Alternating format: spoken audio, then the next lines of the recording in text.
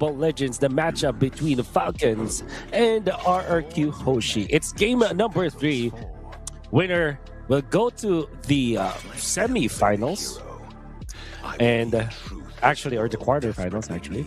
And unfortunately, the loser will still be in the tournament, but they will be facing. They will be in a much longer route to the grand finals. Now, Falcons back in the blue side. Naisu, what do we have in store for us? Game 3, man. You know, because Kalea's actually going to be slipping through the draft here. Okay. I guess they're going to go for a quick draft right now. Team Falcons doesn't get their hands on the Kalea, which has been banned out now for the majority of the day, actually. Kalea hasn't been picked up. I think this is going to be the first Kalea game, if I recall correctly, here on Stream A anyway. A lot of good power picks left open, too, just based off the bans, especially that came out from RRQ Hoshi. So that is going to be the Kimmy, Kalea. Do they pick up their jungler? Do they still go a Hayabusa here for Boyet? Or does he change things? Yeah.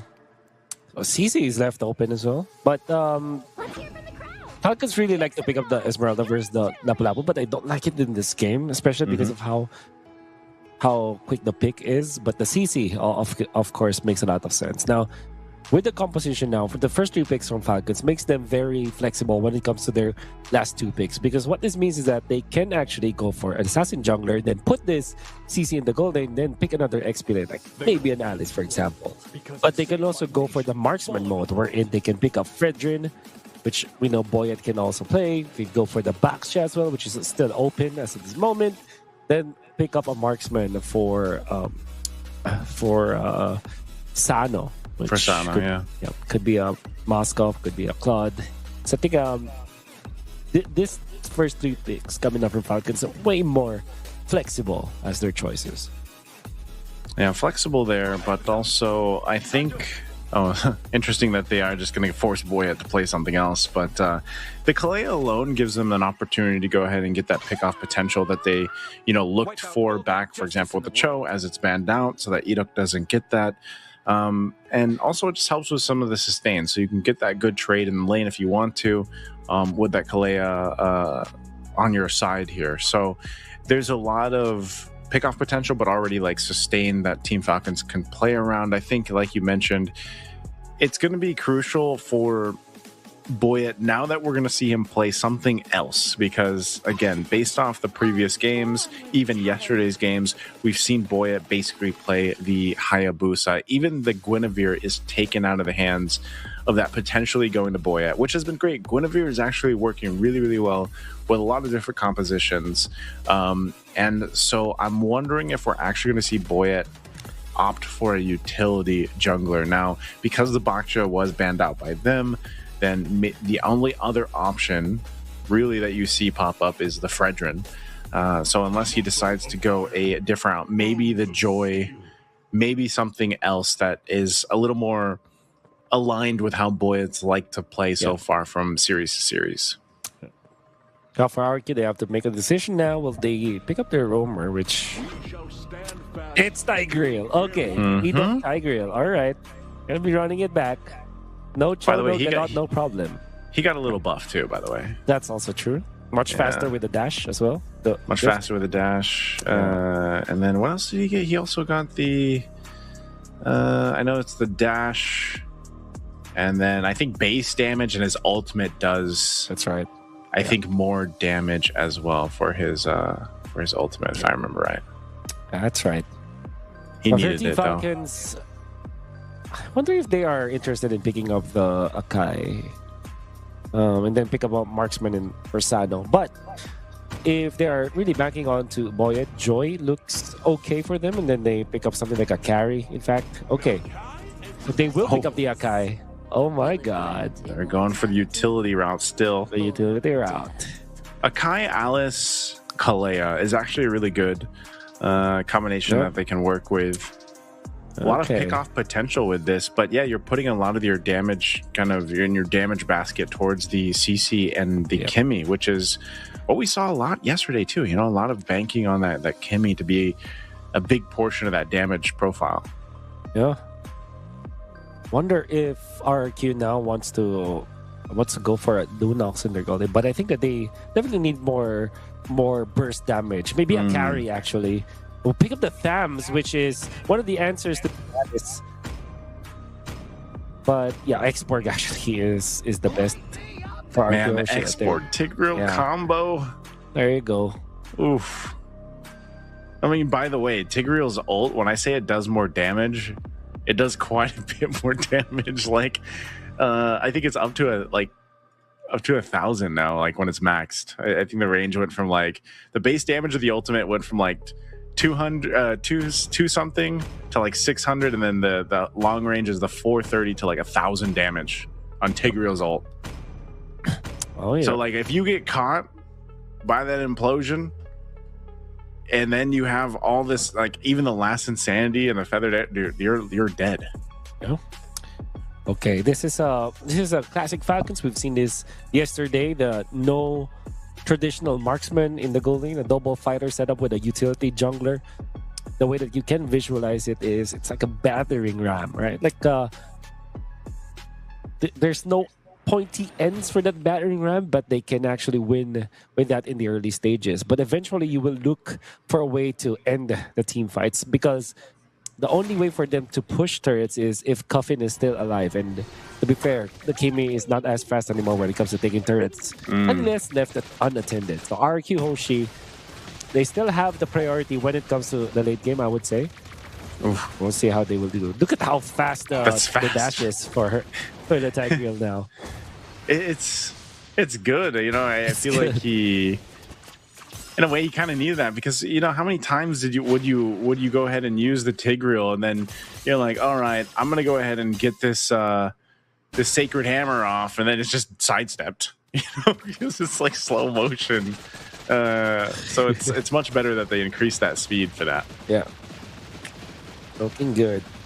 You know, my only criticism about Team Falcon's composition, well, I have many criticisms. So what's the main one? What's the main one? The main one is usually you pick up the Kalea, you combo it with a burst hero. Of course, the Kimi can eventually take out whoever gets lifted and dragged by the Kalea, but the Kimi will not always be in there to output the damage. So you typically pick up somewhere along the lines of a Lancelot, or maybe even a carry, a Farsa. Kimi might not be enough here as a combo for the Kalea. That's why even with this first pick Kalea, it kind of feels like it's not as successful as Team Falcons would want it to be. To be fair, I really like the first 3 picks from Team Falcons. I just don't like their choice of Akai plus Alice. It's their last 2 picks. Akai is great, but the Alice might not give them what they need in this game. Oof, look at that burst. Wow. First blood going in the hands of Team Falcons. Rins was the target even with the Purify, man. He was gone in an instant. So with that, they'll go ahead and start up this turtle. First one of the game. RRQ Hoshi wants to go ahead and contest it and fight it through. Dyron jumping in on Cuffin. Swinging that sword. Cuffin can't get away. They do trade it out. Susujin falls, so this should be a turtle going in the hands of Team Falcon. Toy gets a kill on Sanji. RRQ Hoshi, are they going to back off this? It's Boy and Troll. I don't think they're going to be able to get more, so they trade objective for kills. Dyron's utilizing all of his combo for they go for Rins. That's a great option. Big tsunami slam. Again. Wow, Rins, man. He's not having a good time here, Wolf. Back-to-back deaths on that same spot for Rins. This time didn't have the Purify. Now Boyet, they're poised to take this purple buff, but this is 6 seconds before his Retribution is off cooldown. Sutsujin has the Retribution, so I don't know why they're making this play at all. Oh, what? Sutsujin did not know that he could have been there. But of course, he probably did not know, actually. Exactly, because he died during the turtle fight. He might have just assumed that the Akai did not retreat during the turtle. That's insanity. No, won't be able to pick up Sano. Could attempt there from Toy, but a nice lockdown with the spin. Keeping him there. Boyet still healthy enough. Sano finally going down with a feathered airstrike right on target. Sutsujin 1 HP away. He'll be able to survive a tsunami slam. Irok sacrificing himself. And they do survive, keeping Sutsujin alive. But man, Team Falcons, though, they're willing to take these fights, and this is going to be a lot of extra gold now in the hands of them. And Troll, didn't have the best combos with him, but he's already 2-0-3. The first pick, Kalea, coming up from Team Falcons, didn't even waste a second picking it up. The moment that they saw that it was open, they picked it up for themselves, and Troll shows to us how it's done. 2-0-3 with this rogue Kalea. Oof. Sanji trying to get away. Dairon, though, and Sutsujin should be able to pick up a kill. Stun with a Mountain Shocker. A good pickup there for RRQ HOSHI. Turtles coming up here. Team Falcons getting in position, and this is, once again, Edok doesn't have a flicker available, but might still be able to utilize that implosion again. A lot faster here on the Tigreal now, especially with that Sacred Hammer, but they'll take this slowly. Sutsujin still working on his orange buff. Boyet in position. And they'll just stall it out. They might even just give this up as he just goes for his purple instead. Looks like that's going to be the play here for RRQ HOSHI. Just going to give it up. Not going to waste. They are just going to farm on this season chain. I think this has got a lot of catching up to do. Rarely does Akai have the advantage over the Yisun Chain, but because of the turnout of the early game, Team Falcons have found their opening. 1-0-4 for Boyet. 100% kill participation. Him and Troll has been all around the map. And the usual suspect there is Rince. Picking up kill onto that Farsa allows them to still teamfight after an extended clash. Yeah, good stun there, but it looks like they're going to reinitiate. After Troll was able to escape, a last insanity going to be used. Sano will survive, but it looks like just a pure disengage on both sides after ultimates were thrown. But RRQ HOSHI still holds on to the battle spells. Toy's going to try to get out of here. Little strike plus the slam coming down. Toy will go ahead and flicker, staying alive barely with some of the regen there with that Brave Smite emblem, but they aren't going to be able to get a turret. Tier 1 on the bottom side here for Team Falcons. Might be a push, trading up top unless Sanji can do something about it, but they will trade turrets. Tier 1 up top now for RRQ HOSHI. That's the fleeting time available for the Kalea. That's why they kept on just pounding RRQ HOSHI with these initiations. We'll now find a kill on the Toy, but they did find a push up down the bottom lane. Unfortunately for them, RRQ HOSHI have already pushed up top, so there's not a massive lead that Team Falcons have built when it comes to the gold. And we're yet to see this CC get activated. Okay. Little weird what happened implosion there. I think it was the wall, or it probably was. Yeah, something that was odd. That's not the implosion I know. Yeah, that's not an implosion I know as well. Well, there's the Sacred Hammer that we're going to learn right there. It's quick, it's fast. Edok has to flicker out defensively. Dairon jumping out to help the fight. Sanji now also, they could get caught in a bad position. Dairon has the bravest fighter. He's going to be able to disengage now, but the fight for this turtle, all for Team Falcons to go ahead and secure. RRQ HOSHI not able to contest this, so great team fighting that's on display from Team Falcons right now. Yeah, Team Falcons have zoned out the members of RRQ HOSHI, committing the ultimates. I think the way that they are utilizing their ultimates is just to make sure that RRQ HOSHI will either use their own ultimate or use a battle spell. Now, Sutsujin getting caught by Sanji, but there's no follow-up. And Troll doesn't have the ultimate yet, so they will not continue with that fight.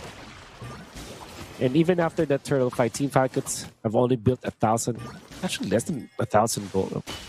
Maybe a little bit over 1,000 gold either. Yeah, 1.7k around that area, which is not that much right now. However, you still have to think about the First Lord fight, which Sutsujin needs a lot of catching up to do. So far, he has caught up with the same levels, but we'll see. Tsunami Slam going to be used again. Edok's getting locked down with that heavy spin, but there's the response.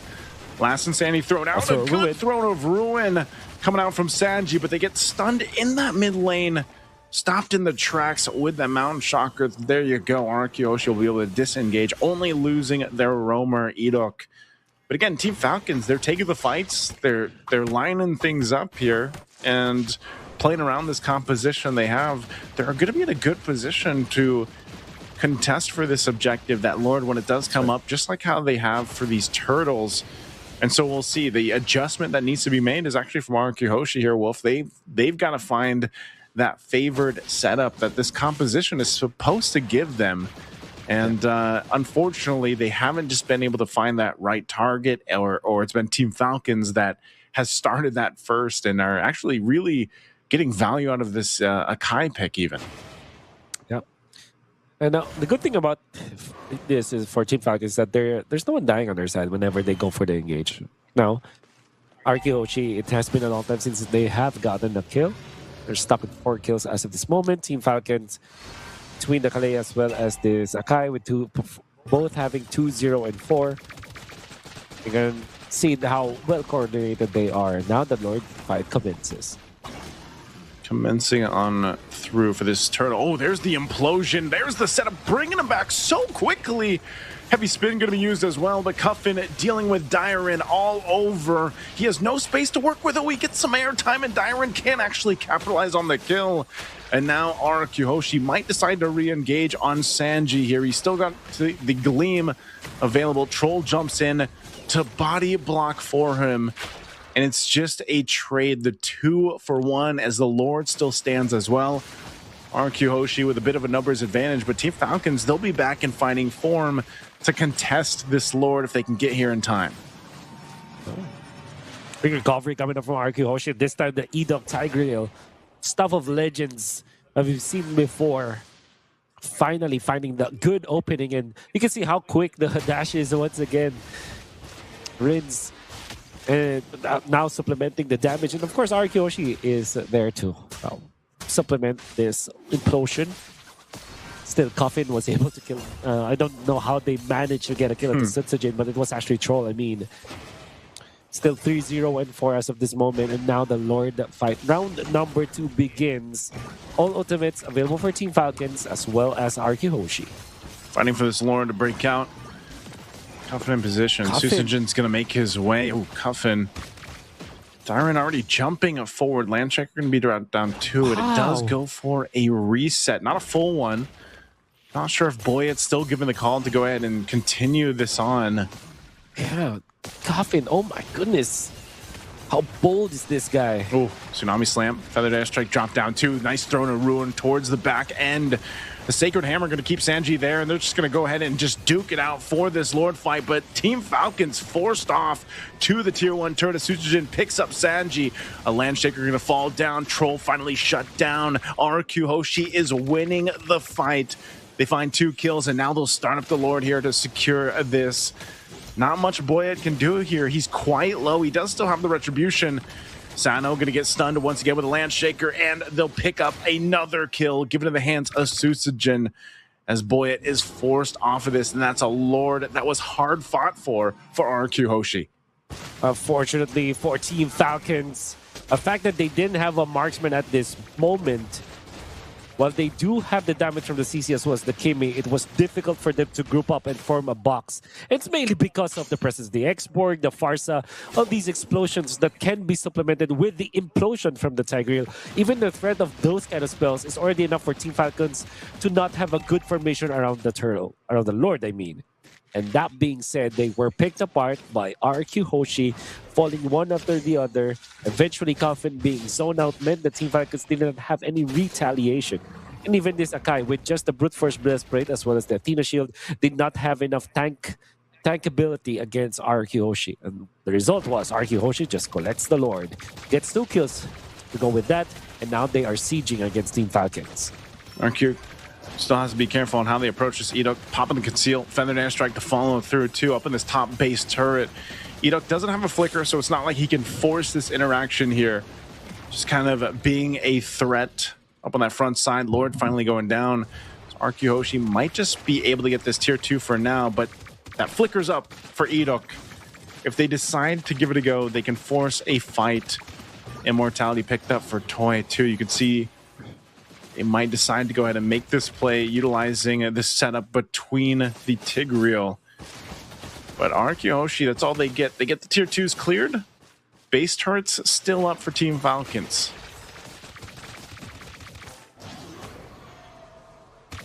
Gonna be a tricky situation now for Team Falcons because we are at 13 minutes and they should be winning at this point. Just like in the first time we saw this utility jungler plus double fighter setup where they kind of just run out of steam come the late game.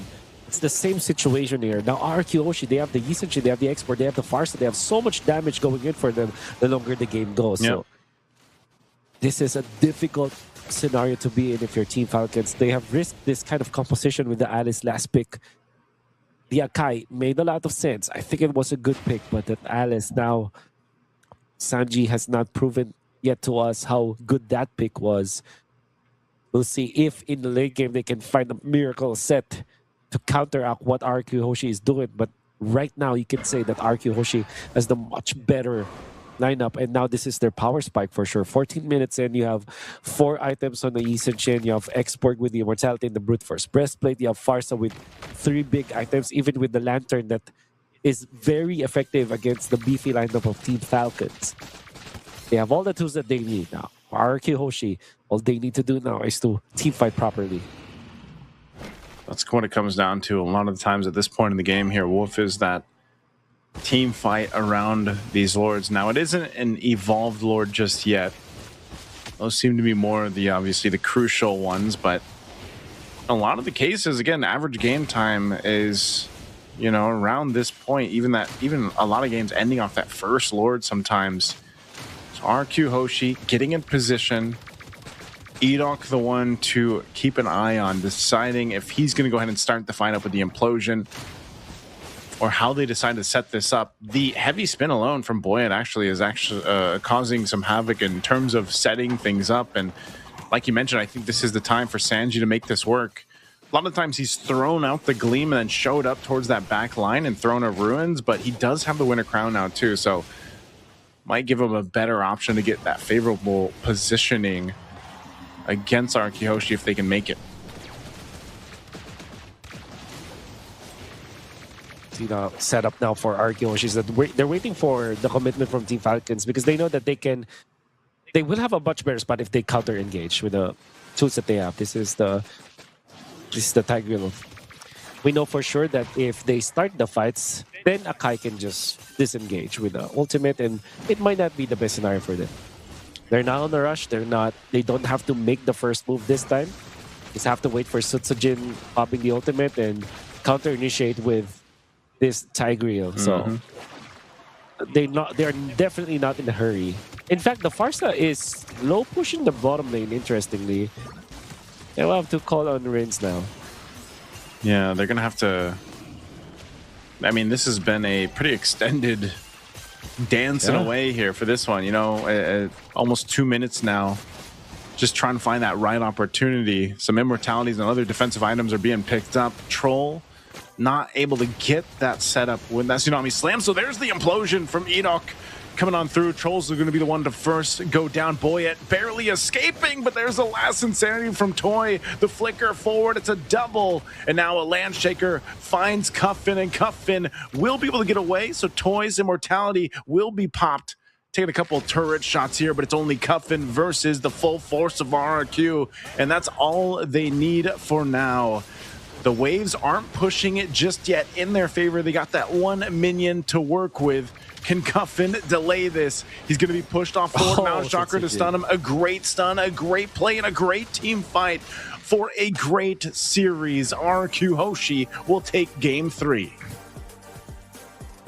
A decisive victory in the end. All they needed to do was to find that opening, to find the team fight where they can regain the momentum back in their favor. It looked promising for Team Falcons. Were some questions with the draft, especially with their last pick, Alice choice. And Team Falcons already have shown us that they are very strong in the early to the mid game, but unfortunately it wasn't enough. There is a timer for their composition, and the moment that they stumbled against RRQ HOSHI, they couldn't recover afterwards. RRQ HOSHI will be advancing. It's not the end of the road yet for Team Falcons, but they will have to tread a much longer path into the playoffs. Play-ins will be difficult, but RRQ HOSHI have skipped that, and they will go towards the winner's row. Great series there. Again, you know, Team Falcons feel like they showed a lot of promise even in this game against RRQ HOSHI. Definitely improving time and time again, I would say, for Team Falcons, the multiple times that we've seen them now compete in international tournaments. You can see here the comparison, the breakdown. Of course, this is between the jungler RRQ HOSHI, Sutsujin, versus Troll over here, the Roam. And, you know, Troll, he really tried to make things happen. I think in that last team fight when he couldn't get the Tsunami Slam that he was looking for, and they were trying to retreat after, you know, dancing around the Lord for literally 2 minutes, RRQ HOSHI gave the call. They're like, hey, he doesn't have Tsunami Slam. We can actually try to set something up. And it was Edok that did finally make that decision to go ahead and flicker.